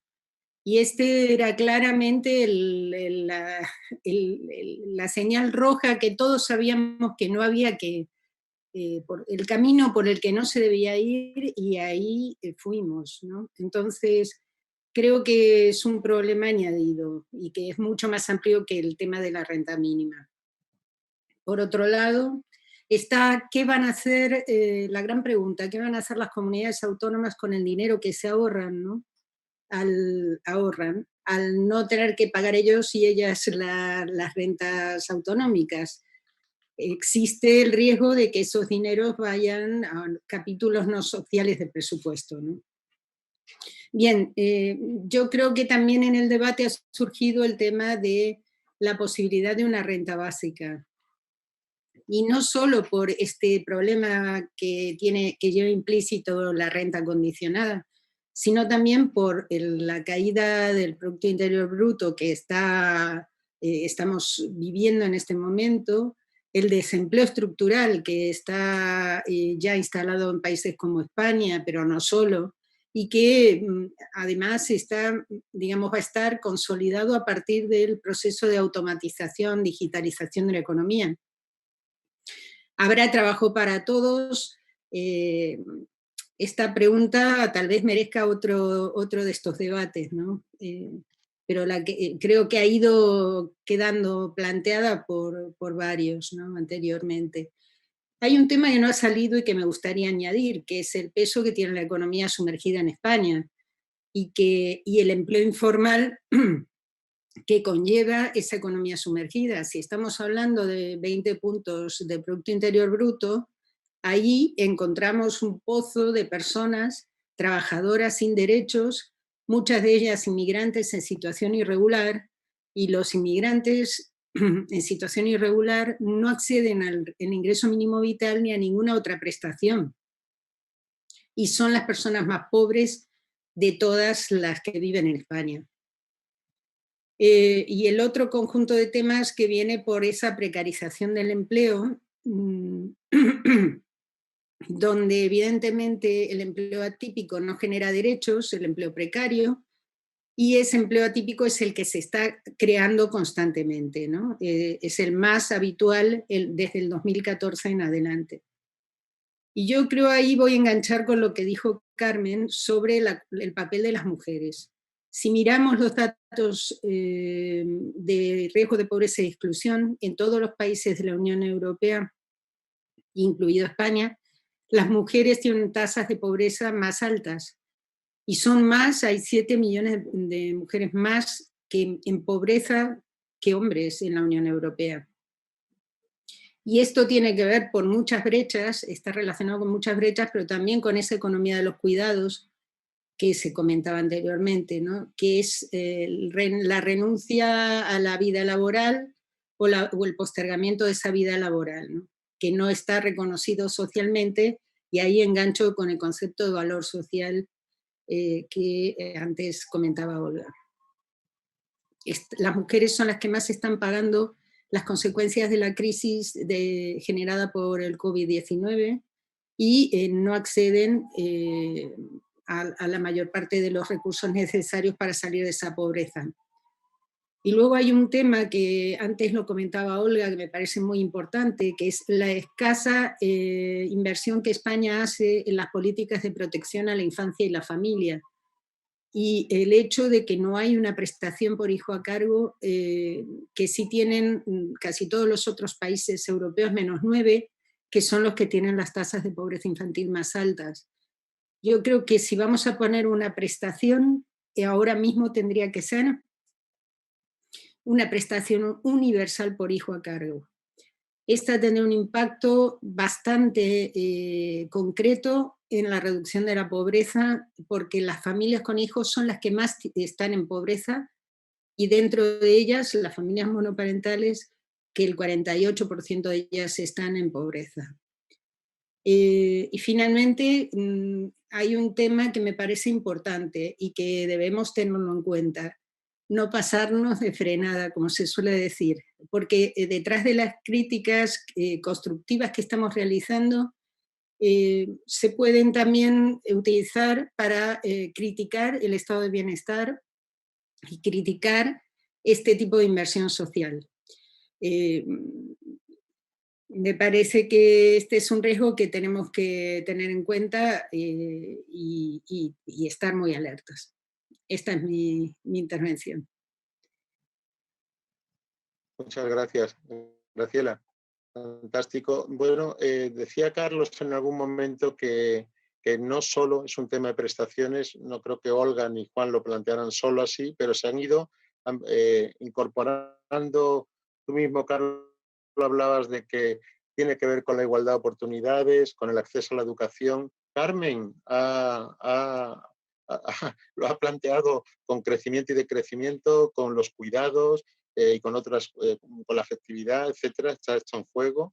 Y ahora Graciela estaba a su vez sumando elementos de economía sumergida, de precariedad, de pobreza infantil. Efectivamente estamos ante una cuestión muy compleja. Yo creo que ahora lo que llevamos una conversación, conviene tomar la palabra entre vosotros para comentar las cosas que establezcamos un diálogo primero entre vosotros y pronto os paso algunas consideraciones que me la vayan pasando. Pido disculpas porque soy yo el que está teniendo conexión débil e inestable.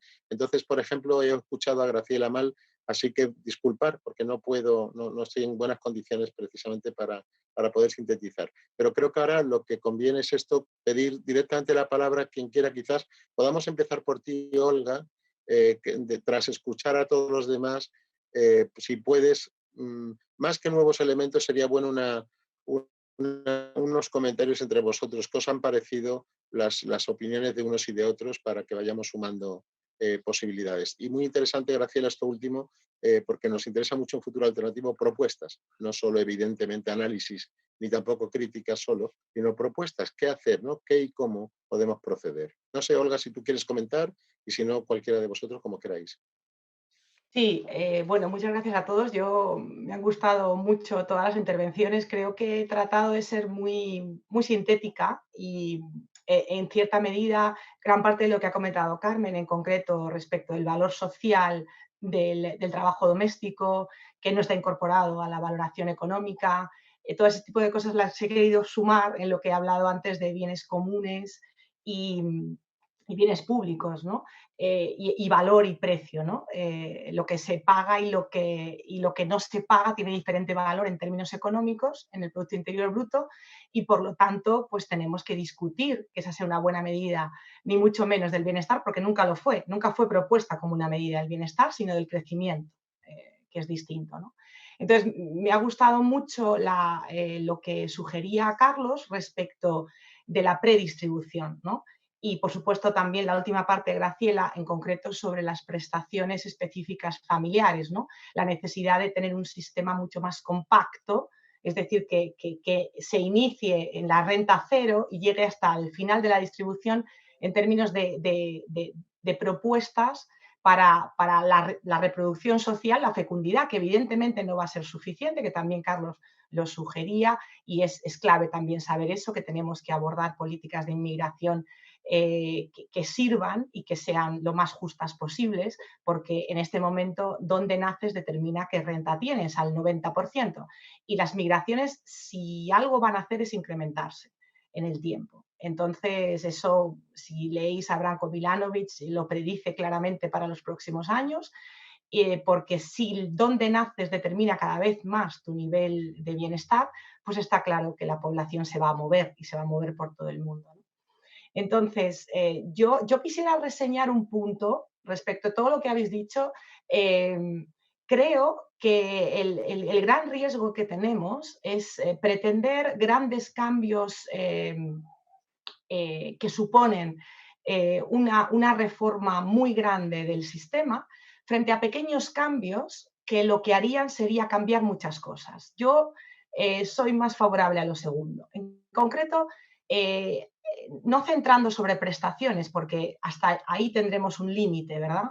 Creo que tenemos que igualar más en la predistribución. Es decir, tenemos que igualar más previamente a la intervención del Estado. Y en concreto hay políticas, yo diría, ¿cómo decirlo? La palabra sería de bisturí, que son muy importantes y que cuestan muy poco dinero.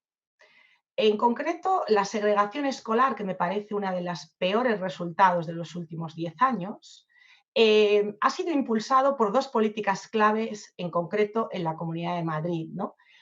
Esto lo estudian los que trabajan en educación, hay una serie de personas expertas en ese tema, que no soy yo ni muchísimo menos, pero sí sé que en concreto dos políticas son clave y que a partir de 2015, es decir, no estamos hablando de hace 25 años, sino de 2015, de hace 5 años, están cambiando la faz, digamos, de la segregación en una comunidad como Madrid, que sabemos que las políticas de este tipo están transferidas a las comunidades autónomas, ¿no?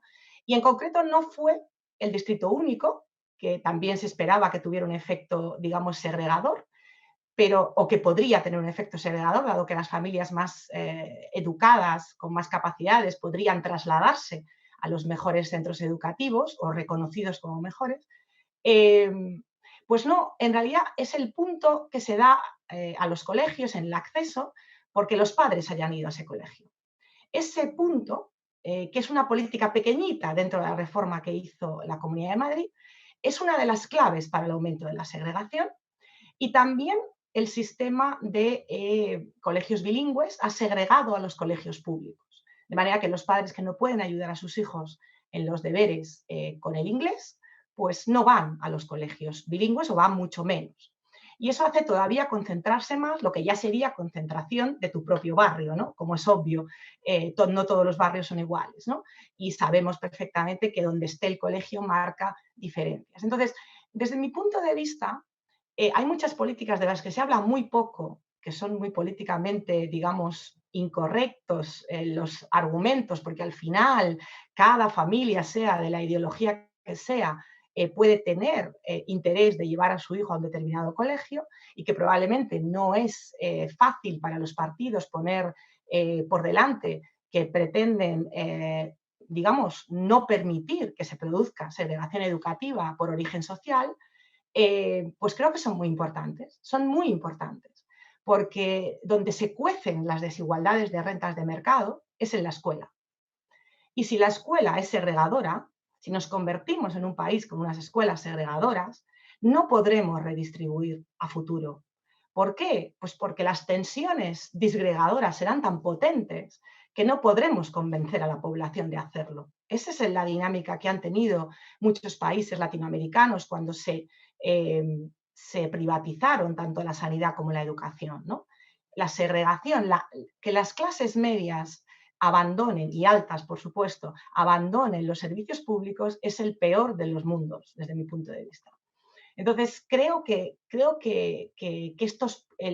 tenemos que tratar las políticas específicas que están generando estos procesos segregadores y reducirlas esencialmente. ¿Que nos podemos plantear avances más significativos? Sí, por supuesto. Y claro que hay que discutir sobre cuáles son los avances.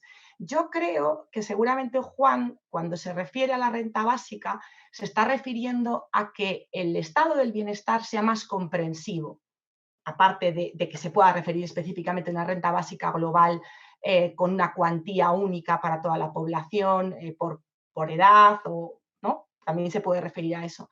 Pero yo entiendo que lo que necesitamos es un sistema más amplio y donde, por ejemplo, a lo que se refería Graciela respecto efectivamente, de la importancia de la parte sumergida, que es muy clave tanto en el mercado de trabajo de algunas comunidades en particular, no en todas tiene el mismo nivel, ¿verdad? Sobre todo en el mercado laboral, y porque depende mucho de la estructura productiva, ¿no? Por poner un ejemplo, no es lo mismo hacer calzado en Alicante que una gran empresa en la Comunidad de Madrid, ¿no? Es decir, no está distribuido esto de la misma manera porque, evidentemente, la estructura, el peso del capital humano en diferentes sectores es completamente distinto y la posibilidad de sumergirlo, de sumergir la producción, quiero decir, es muy distinta, ¿no? Entonces, aquí seguramente hay que apostar, por supuesto, por un mayor control que permita que el riesgo, básicamente que el riesgo de sumergirse sea muy alto, ¿no? Y por lo tanto, si el riesgo de sumergirse es muy alto, o sea, hay herramientas que podemos utilizar para reducir. Tenemos unas tasas de inspección de Hacienda y de trabajo de las más bajas de Europa. Es decir, no es que nuestro Estado sea enorme y gaste muchísimo en esto. No, no es cierto. Los demás países tienen sistemas de control y evidentemente tienen pedagogía social, claro, porque la pedagogía social es fundamental. Es decir, socialmente tenemos que castigar al que no cumple. Eso no lo hacemos. Y yo creo que eso es algo que debemos hacer en organizaciones, individualmente, etcétera, ¿no? Porque en este país todo el mundo conoce cómo ha sido el boom de la vivienda y cómo ha habido cantidades ingentes de dinero negro, sumergido, que se ha colado por todas las rendijas del sistema, ¿no? Y en ese sentido, yo creo que individualmente y colectivamente debemos hacer una sociedad que no acepte ese tipo de actitudes en nuestro entorno. Y yo creo que eso es muy importante. Entonces, bueno, no me quiero alargar más, pero creo que todo está muy unido, ¿no? De lo que estamos hablando. Creo que es fundamental y también en cierta medida, que la economía no lo es todo, por supuesto, claro que no lo es todo, pero digamos que toda la historia del mundo, las relaciones económicas han marcado las desigualdades y por lo tanto tenemos que discutir sobre ello, tenemos que medir, tenemos que ofrecer, indicar cuáles son los juicios de valor de las medidas que utilizamos. El Producto Interior Bruto no tiene en cuenta el valor económico del trabajo doméstico y eso hay que explicitarlo, decirlo, abordarlo y demostrar la relevancia que tiene ese valor, que es un valor económico, porque al final queremos valorarlo, pero para valorarlo tenemos que igualarlo a lo que está valorando el sistema capitalista, ¿no? Entonces, en ese sentido, yo no hablaría tanto de la economía no es importante, no, la economía es muy importante, pero la economía tiene que fijarse en la sociedad. Ese es un poco más mi punto, ¿no? Porque la sociedad tiene muchos más valores que no están monetizados, pero si os parece, nosotros sí, podemos hola. hacerlo. Perdón, me estoy alargando mucho. Paso la palabra. Sí, conviene ahora que hay que ser mucho más ágil para que intervengáis entre vosotros, no intervenciones largas, muy interesante en todo lo que has planteado de segregación escolar, etcétera, pero conviene que antes se me olvidó decirle a todos, está ya en pantalla el código QR para que podáis, no solo con chat, sino con QR, hacer llegar comentarios o preguntas. Tengo aquí ya 2 preguntas también, que cuando queráis yo las puedo ya sugerir para que las vayáis abordando, 2 cuestionamientos que ha habido, ¿eh? Pero no sé si antes, tras la intervención de Olga, podéis señalarme con la mano o levantándola para yo ver a quién puedo dar la palabra. Adelante, Juan. Mucho gusto. Sí, queremos todos, me temo, Claro. pero sí, efectivamente, por razones de tiempo, muy telegráficamente, uno, de acuerdo con el 99% de lo que he ido escuchando, con lo que ha dicho Olga, casi también al 99%. Sobre todo, y estoy de acuerdo con ella, es mucho más eficaz ir a las causas de la desigualdad que a corregir las consecuencias. La renta básica llega muy al final, o sea que efectivamente no podemos descuidar, sino todo lo contrario, dar prioridad a las causas, ¿no? También de acuerdo en no contraponer economía a medio ambiente, economía a tal. Yo creo que es un tipo de economía, la que solo tiene en cuenta determinadas cosas, es la que se opone a, pero no tiene por qué ser la economía, ¿no? En Economistas Sin Fronteras pues defendemos que otra economía es posible precisamente desde esa perspectiva, ¿no? A mí me ha gustado también la distinción que hacía Carmen entre trabajo y empleo, ¿no? Que estaba implícito en lo que decía Olga y implícito en lo de valor y precio, ¿no? Y el problema es que muchas de las prestaciones que se han ido montando se han montado desde la perspectiva del empleo. Y entonces se ha dejado fuera pues, a todo el que no ha pasado por el empleo retribuido. Todo el trabajo no retribuido ha quedado fuera de todo el sistema de protección también, ¿no? Y a los jóvenes lo están notando ahora, que no entran en el mercado, entonces no entran en el sistema. Y esa es una cuestión importante. Y luego, solo también telegráficamente, yo creo que Carlos ha resumido muy bien los tres grandes problemas de poner en marcha la renta básica. Uno, el debate político, el debate social, de economía política. Yo creo que el ingreso mínimo vital ha demostrado que con un poco de pedagogía y de valentía se puede convencer a la sociedad de las ventajas, ¿no? El segundo, la financiación, redistribución, sin duda, es el gran problema, pero yo lo que defiendo es que depende de la voluntad de hasta dónde quieras llegar, pero puedes conseguir que el efecto neto sea prácticamente el mismo que de una renta mínima condicionada, solo que dándolo antes en vez de después. Obviamente serás más o menos ambicioso según los medios que tengas. Y bueno, y la mayoría de los estudios que se han hecho en la red de renta básica y por otros autores, pues muestran que el perjuicio es más bien del 10%, 15%, todo lo más, en beneficio del 85%. Pero como todo depende de la solución. Y luego, por último, sin duda, el problema de la gestión. Y eso, sin duda, es un debate que hay que hacer y que afecta, pues un poco también, como decía Olga, a un debate mucho más amplio de cómo funciona nuestra administración pública, qué incentivos tiene. Se está debatiendo ahora con todos los temas de las ayudas europeas que van a llegar, los problemas de gestión que se va a encontrar una administración burocratizada y nunca, siempre pendiente de una renovación.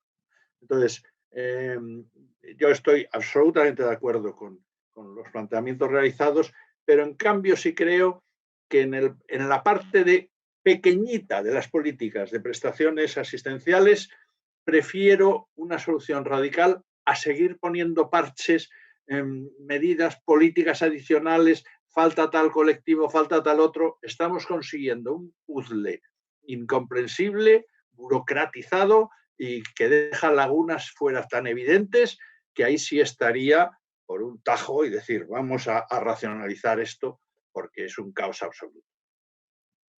Carlos, querías intervenir, ¿verdad? Sí, bueno, la verdad es que hay multitud de asuntos y muy atractivos todos. Por enlazar con esto último que decía Juan. Ahora solo os pido solo eso, que tienen que ser cuestiones más breves porque nos acercamos al... Y ahora formularé dos cuestiones de la audiencia. Adelante, Carlos. Sí, telegráficamente. Por enlazar un poco con lo que decía Juan, claro, tenemos un problema de vacíos de cobertura. Yo me gusta hablar de eso, de la gente desprotegida. Y luego tenemos un segundo problema que es suficiencia. Tenemos redes que dan protección muy insuficiente. Da igual que hable de las rentas mínimas de comunidades autónomas, de las pensiones no contributivas o del propio ingreso mínimo vital. Es verdad que incluso la propuesta que antes mencionaba Graciela, que lanzamos en 2015 con la ILP por la prestación de ingresos mínimos, nosotros apostábamos por dar cobertura completa con una prestación que no era muy grande, porque lo que pretendes es cubrir toda la red y ese es un asunto muy relevante. Esto enlaza con el sistema fiscal. Sobre esas dos cuestiones estoy de acuerdo con todo lo que se ha dicho. España tiene lo comentaba Olga en su primera intervención, España tiene una recaudación fiscal, una contribución fiscal estructural muy inferior a los países de nuestro entorno. La economía sumergida explica una parte. Esta economía sumergida, que bueno, por seguir a Schneider, me da igual, por aquello de que tiene la metodología me da lo mismo, pero por seguir a alguien que analiza con una metodología común el conjunto de Europa, nos la estima en torno a un 19-20%, cuando la media de la eurozona la tenemos pues en la mitad prácticamente. Claro, eso es mucho dinero, lo mencionaba también Graciela, el volumen de impacto. Solamente con ir a la media comunitaria estamos hablando de 10 puntos de PIB, de 120.000 euros, apliquémosle las tasas de recaudación propias de los tipos de renta que tenemos y lo veremos. Pero tenemos un problema de elusión fiscal, un problema muy serio en España de elusión fiscal. No solo en la imposición directa, IRPF, rentas del trabajo, rentas de capital, por supuesto en impuesto de sociedades, que es un gruyer directamente, pero también en el IVA. También en el IVA, en la imposición indirecta. Tenemos muchos aspectos que nos hacen mucho más ineficientes en ese terreno, y comentaba alguna cosa que es muy importante. Hablaba bueno, lo diría de otra manera, pero de la rentabilidad que tiene la labor inspectora fiscal o de trabajo. Son seguramente los puestos de trabajo más rentables para las administraciones en la medida de lo que cuestan y lo que recaudan. Pero comentaba una cosa que me parece muy relevante, y es el reproche social. España tiene carencia de reproche social a los comportamientos fiscales inadecuados, y es un problema cultural, eso es de información, eso es de sensibilizar a la población sobre el papel que cada uno jugamos en ese sentido. En relación con los cuidados, me ha gustado mucho la intervención de Carmen y además la comparto. Creo que la palabra la ha dicho ella. El problema es la palabra es la corresponsabilidad, que tiene mucho que ver con la emancipación de los jóvenes, que tiene mucho que ver con el tiempo parcial, que tiene mucho que ver con la diferencia en carreras de cotización entre hombres y mujeres, y es un problema que tiene que ver no solamente con normas, tiene que ver también con cultura de corresponsabilidad en la propia familia, en la pareja, en fin, en cosas en las que tenemos mucho que avanzar. Voy muy rápidamente. Comentaba Graciela el asunto de qué pasa con las rentas mínimas de las comunidades autónomas y el ingreso mínimo vital. Lo hemos apuntado solo. Hay comunidades autónomas como la de Madrid o como la de Castilla-La Mancha que directamente están exigiendo que se denieguen las prestaciones de ingreso mínimo vital y que se certifique la denegación para poder tramitar la renta mínima, con lo cual de momento dejan de pagar. Pero además es que ahora, ayer mismo le trasladábamos al Ministerio de Inclusión, Seguridad Social y Migraciones que se han inventado una vía administrativa que es la inadmisión cuando a alguien le faltan requisitos para el ingreso mínimo vital, y la inadmisión no se entiende como denegación, con lo cual al que inadmiten ni cobra ingreso mínimo vital ni puede ir en su comunidad autónoma a cobrar la renta mínima. En fin, son situaciones efectivamente de proceso absolutamente lamentables que hay que ver. Hay una asimetría en el tratamiento a las comunidades autónomas en el ingreso mínimo vital. País Vasco y Navarra tienen una previsión, veremos los convenios con las otras, todo eso no va a generar probablemente más que problemas. Y termino con una observación. Decía antes Juan, y lo comparto también, el problema de la inmediatez, el problema de dar respuesta. Este año es un ejemplo de que cuando queremos dar respuesta a valores que queremos poner en funcionamiento, se hace. Para salvar actividad económica y empleo, este año se han dado respuestas inmediatas potentísimas, con un esfuerzo público enorme. Pero esto no se hace nunca con las prestaciones de último recurso, con las prestaciones de renta mínima. Y se puede hacer, igual que se hace para salvar empleo y para salvar actividad económica, se podría hacer también. Pero eso tiene que ver con la valoración social de las políticas de protección y de las políticas asistenciales. Y eso tiene mucho que ver, y termino con ello, con un elemento que yo hablaba también al principio, cuando decía, no es solo prestaciones económicas, no es porque yo pensara que Olga o Juan hablaban solo de prestaciones económicas, he entendido perfectamente que no, es porque cuando tú tienes una prestación económica, y aquí entramos en el debate de la condicionalidad también, Juan, cuando tienes una prestación económica, esa prestación económica tiene que ser para llegar a un objetivo, para acompañar a un objetivo, de inclusión laboral, de inclusión social, cuando hay problemas de exclusión laboral o de exclusión social. Pero no son políticas activas de empleo genéricas, son políticas de itinerarios individualizados, de tutorización, de dotación de medios, que te permitan reinsertarte laboralmente, que ese sería el objetivo, o, cuando hay personas no empleables, reinsertarse socialmente. Esas políticas que acompañan las prestaciones económicas, que también tienen coste económico y que seguramente merece más la pena dedicarlo a eso que a labores de control, de estricto control, son elementos también centrales a la hora de abordar estas cuestiones. Carlos, un matiz. Cuando hay empleo, cuando hay un nivel de desempleo como el que hay, por muy buenas que sean las políticas de orientación, el resultado es discutible. Correcto, pero en eso entramos en las políticas de predistribución. Y el problema es que en el empleo tenemos una predistribución que hace que haya una precarización enorme en determinados puestos de trabajo, que haya un debilitamiento de la capacidad de distribución de renta en la distribución primaria, que tenemos que intentar arreglar luego en la secundaria, pero es que si actuamos en la primaria y actuamos de manera eficiente, hace falta intervenir en menor medida en la secundaria, en la redistribución. Bueno, voy a pasar la palabra ahora a Carmen, pero antes, no sé si me escucháis porque veo mi ordenador, sigo con conexión inestable, lo siento mucho. Pero antes, mirar, como en todo diálogo, a medida que pasa el tiempo, el interés aumenta, es decir, que ya vamos entrando, ahora nos faltaría otra hora y media. En realidad tenemos muy poco tiempo, yo os pido que toméis nota de 3 interesantísimas cuestiones que se han planteado. Amplia, que también aquí hay muchos más participantes. Ahora pasaré la palabra a Carmen, quizás si quiere algo Graciela, y ya después un turno breve para que sobre estas cuestiones que os voy a plantear podáis intervenir ya de despedida. Entonces son las siguientes. Por un lado, hay una que tiene que ver con suministros sociales básicos y la plantea nuestra amiga María Carmen Durán Martínez, y en principio parte de que pide que la economía esté al servicio de la ciudadanía. Y tal como lo plantea en el chat, dice, ¿os habéis fijado en la cantidad que va entre el coste consumo y el final de la factura, tanto en luz como en el agua?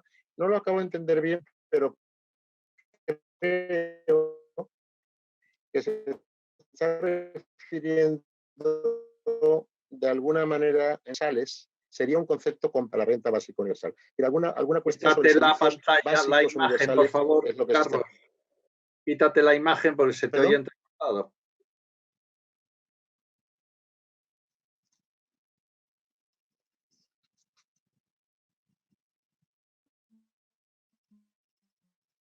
De acuerdo, gracias. A ver, nada, te oímos fatal, ¿eh? Y mejoramos un poquito. Si queréis, continuamos. ¿Vale? ¿Qué dificultad más grande? Bueno, pues, Carmen. ¿Hola? Sí, perfecto. Carmen, continúa. Sí, volvemos a intentarlo. Adelante, Carmen. Una cosa Adelante, Carmen. muy breve. O sea, yo creo de verdad que es importantísimo el debate económico y la renta mínima vital. Yo creo que estoy totalmente de acuerdo. Las prestaciones, tal. Solo he querido decir que hay que añadir debates culturales y de pensamiento que desborden ese campo. Entonces, por ejemplo, lo del reproche social que dice Carlos, pues ¿por qué no hay un reproche social? Pues hay que debatirlo y ir a mirar a la educación. ¿Por qué? ¿Por qué nos comportamos así? Pero, por ejemplo, una cuestión como el cuidado, las tareas de cuidado, pues hay una perspectiva de verlas como yacimientos de empleo y otra perspectiva que es corresponsabilidad. Y es muy distinto, verlo como yacimiento de empleo que verlo como corresponsabilidad. Y si es corresponsabilidad, corresponde a la educación, educar a los chicos y a los hombres para que se hagan cargo de tareas que tradicionalmente han hecho las mujeres, es decir, que no son nuestras tareas, ¿no? Entonces es una educación y es un cambio cultural de modelos en las películas, en la literatura, en todo, para que los chicos pues vean que eso les corresponde. Después me gustaría señalar solo otra cosa, el desequilibrio internacional. En nuestras sociedades algunas de nosotras no nos hacemos cargo del cuidado de nuestros padres ancianos, etcétera, sino que son mujeres que vienen de otros países, de América Latina o así, que dejan a su vez allí a sus hijos, a sus padres. Es lo que se ha llamado la cadena de cuidados. Entonces tenemos que mirar esa perspectiva, o lo que has dicho, no sé si Juan o Carlos o Olga, el hecho de que el envejecimiento nuestro solo podremos cubrirlo con la inmigración. Pues qué políticas de inmigración. A eso me refiero, que es que la economía está muy imbricada, pero desde luego lo básico es lo que decís, renta mínima, prestaciones, eso interesantísimo y a seguir. Ya está. Bueno, perfecto. Inténtalo, Carlos. Yo quisiera un comentario simplemente. Adelante, Graciela, adelante. Sí, yo creo que tenemos que tener una dimensión del problema. En Europa estamos hablando de 110 millones de personas en pobreza sobre una población de 500 millones. En España estamos hablando de 12 millones de personas sobre una población de 47 millones. 12 millones son varios países de la Unión Europea. No es un tema menor, es un tema muy grave y sobre todo que cuestiona el origen del contrato social. El Tratado de Funcionamiento de la Unión Europea dice que la Unión Europea está ahí para garantizar el bienestar de la población. Lo mismo dice la Constitución. Entonces, cuidado con este tema porque en los fallos, en los mecanismos, digamos, la desigualdad, como decía antes Olga, el crecimiento enorme de la desigualdad, el crecimiento de la desigualdad en todos los ámbitos puede conllevar un problema muy grave de futuro. Este es un tema que debemos mirarlo porque la pandemia está acelerando estos procesos, no los está reduciendo, a pesar de los esfuerzos que se han hecho con el escudo social, etcétera, etcétera. Muchas gracias, Graciela. Pues os decía que había una pregunta sobre servicios sociales básicos, ¿verdad? Y la segunda tiene que ver, sobre las dos siguientes son sobre la dignidad. Dice, por las intervenciones parece que las rentas mínimas condicionadas son incompatibles con el concepto de dignidad humana por la estigmatización que se produce al tener que demostrar que eres pobre. Y muy en relación con ello, otro colega, José María Herreros, nos apoya lo anterior. Dice, cuando para solicitar esas rentas tienes que demostrar y convencer a un funcionario que eres pobre, sí que atenta contra nuestra dignidad. Y son dos cuestiones, una sobre servicios sociales básicos, universales, y otra sobre la conexión. ¿Podéis comentar que hacemos un cierre con estas cuestiones, por favor? ¿Algún comentario?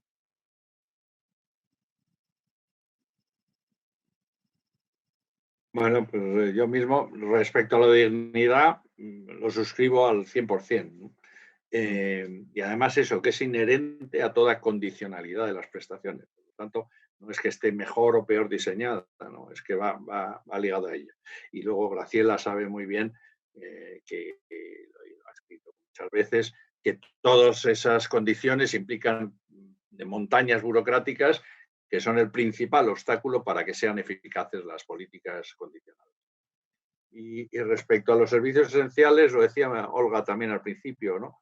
El que una medida de este estilo simplifica las prestaciones, pero para no hacerla compleja, deja fuera muchos aspectos que hay que complementar, pues viviendas, servicios básicos, etcétera, etcétera, ¿no?